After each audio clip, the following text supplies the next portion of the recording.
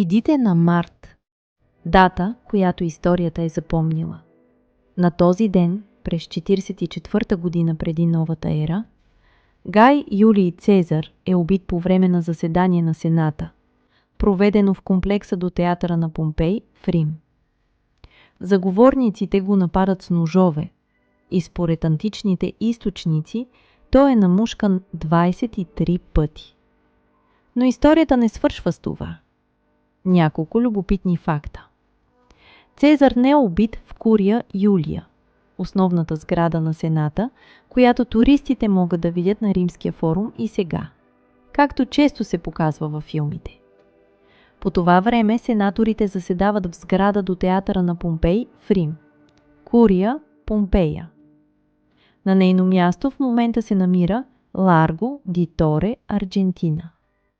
Сега там има приют за десетки котки, които живеят сред античните руини. След смъртта на Цезар, Сенатът е принуден да го обожестви по искане на Октавиан, бъдещия Август. Така той става Дивус Джулиус, божественият Юлий. Това е един от първите случаи, в които римски държавник получава официален божествен култ. На Римския форум е издигнат храм в негова чест. Той се намира на мястото, където е била издигната погребалната му клада. И до днес посетители на форума оставят цветя на този олтар. След убийството на Цезар, римляните започват да обожествяват своите владетели. По-късно това се превръща в важна част от императорската идеология.